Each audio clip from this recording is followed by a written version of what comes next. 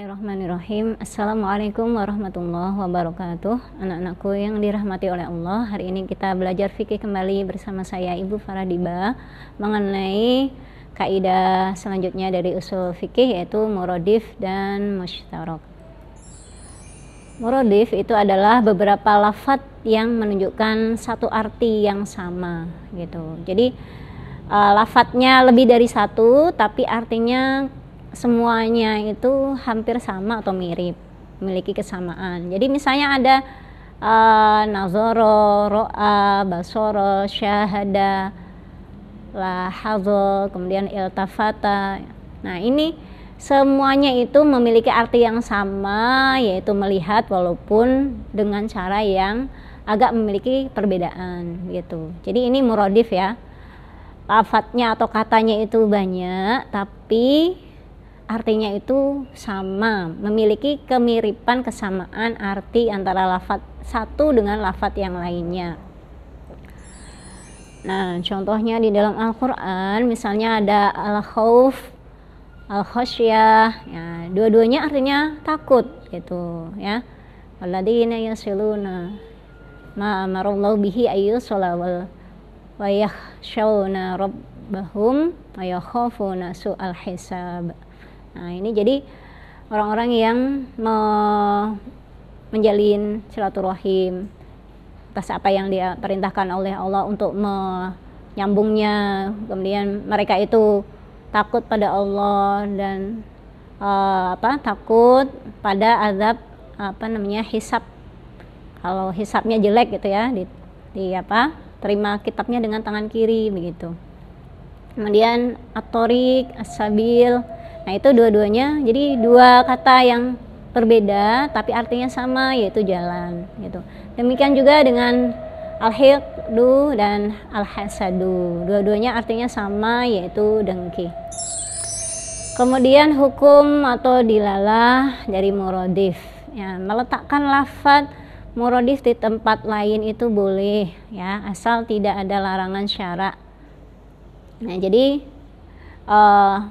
arti muradif itu ditempatkan di tempat yang lain. Jadi muradif itu dua kata yang berbeda gitu ya.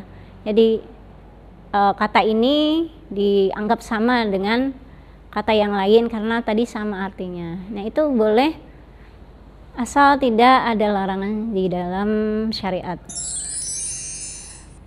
Kalau di dalam Al-Quran itu mukjizat Allah lafzi maupun maknawi. Jadi bukan cuma maknanya tapi lafadznya juga dari Allah langsung, maka ini tidak boleh ditukar-tukarkan. Nah, jadi kalau tadi rabbahum yakhshawna rabbahum wa yakhafuna su'al hisab itu nggak boleh terus diganti dua-duanya menjadi yakhshawna dan satunya juga yakhshawna. Jadi ini walaupun dua kata itu artinya sama tetapi tidak bisa saling menempati di tempat yang lain kalau untuk Al-Quran, karena ini sudah dari Allah langsung lafadznya.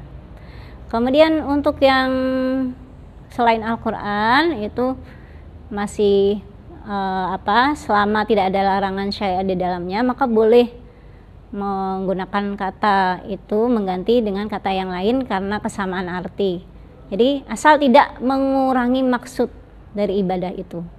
Jadi misalnya Imam Malikiyah itu takbir itu di dalam sholat bacaannya harus takbir itu Allahu Akbar, tidak boleh ganti dengan kata lain. Ulama Syafi'iyah itu boleh kalau Allahu Akbar jadi Allahu Akbar atau Allahul Akbar. Nah, kemudian Imam Hanafiyah, ya, ulama Hanafiyah itu membolehkan lafadz yang lain untuk menggantikan kata Allahu Akbar. Jadi tidak harus menggunakan Allahu Akbar, mau menggunakan Allahul A'zam atau Allahul Ajal, nah itu sama aja begitu, boleh. Karena dianggap tidak mengurangi maksud dari ibadah itu. Kemudian yang selanjutnya tentang musytarak itu kebalikan dari muradif tadi. Kalau muradif tadi banyak lafadz artinya satu. Nah, ini Kalau musytarak itu lafadznya satu tapi artinya banyak. Nah, gitu. Lafadz sholat misalnya, tapi artinya bisa sholat sebagai ibadah ritual, kemudian bisa doa atau juga sholawat gitu. Jadi lafadznya satu tapi artinya banyak, lebih dari satu. Kemudian contohnya mengenai quru di Al-Baqarah 228 itu artinya itu bukan satu, artinya itu dua, quru itu. Jadi memiliki arti dua. Di dalam bahasa Arab, quru itu bisa berarti masa suci, bisa berarti masa haid. Jadi wanita yang ditalak hendaknya menahan diri menunggu masa iddahnya itu sampai selesai, lamanya yaitu 3 kali quru. Ada yang memahami quru itu masa suci. Jadi kalau sudah berlangsung masa sucinya sebanyak 3 kali. Atau ada yang menyebutkan itu artinya adalah masa haid. Nah, ini jadi satu kata tapi artinya lebih dari satu, memiliki arti lebih dari satu.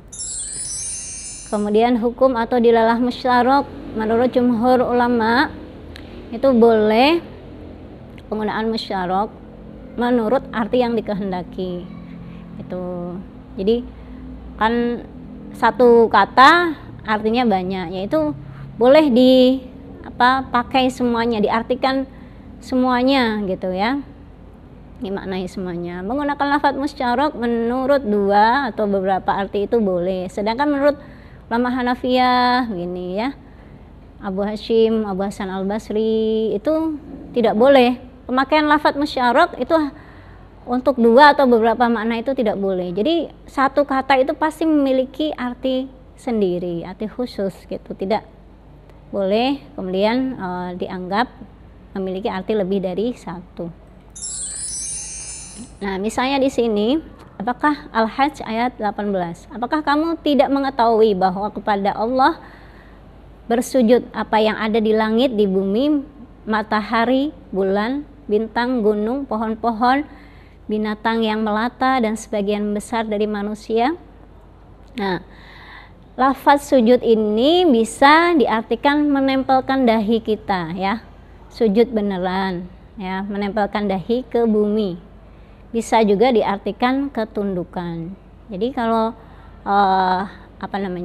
jumhur ulama itu boleh diartikan kedua-duanya. Berarti